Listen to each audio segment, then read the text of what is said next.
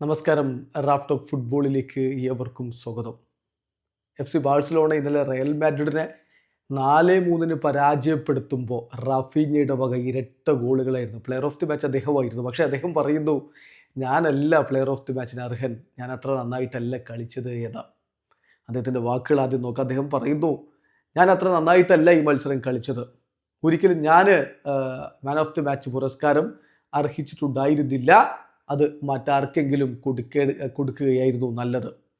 തീർച്ചയായിട്ടും ഞാൻ കൂടുതൽ ഗോളുകൾ അടിക്കണമായിരുന്നു ഈ മത്സരത്തിൽ. ഒരു ഹാട്രിക്കും കൊണ്ട് എനിക്ക് കളിക്കളം വിടാമായിരുന്നു. പക്ഷേ അതിന് കഴിഞ്ഞില്ല എന്നുള്ളതാണ് യാഥാർത്ഥ്യം. തീർച്ചയായിട്ടും ഞാൻ ബാഴ്സലോണയിൽ സൈൻ ചെയ്യുന്നത് കൂടുതൽ കിരീടങ്ങൾ ചൂടാൻ വേണ്ടിയിട്ടായിരുന്നു. അതിലേക്കുള്ള പോക്കാണ് ഇപ്പോൾ നടന്നുകൊണ്ടിരിക്കുന്നത്. തീർച്ചയായിട്ടും വീണ്ടും നമ്മളൊരു എൽ ക്ലാസിക്കോയാണ് വിജയിച്ചിരിക്കുന്നത്. 4ാമത്തെ എൽ ക്ലാസിക്കോ വിജയിച്ചു. അപ്പോൾ അതിൻ്റെ ഒരു ആഘോഷം വേണം. ഒപ്പം തന്നെ ഞങ്ങൾക്ക് വളരെ വ്യക്തമായിട്ടുള്ള ധാരണയുണ്ട്, കിരീടത്തിന് തൊട്ടരികിലാണ്. ഒറ്റ മത്സരം കൂടി വിജയിച്ചാൽ മതി, കിരീടത്തിന് തൊട്ടരികിലാണ് ഞങ്ങളുള്ളത് എന്നതിൽ വ്യക്തമായ ധാരണയുമുണ്ട് എന്ന് റാഫീഞ്ഞ പറയുന്നു. വീഡിയോ അവസാനിക്കുന്നു. ഫുട്ബോൾ ലോകത്തെ കൂടുതൽ വിശേഷങ്ങളുമായി റാഫ് ടോക്സ് എത്താം.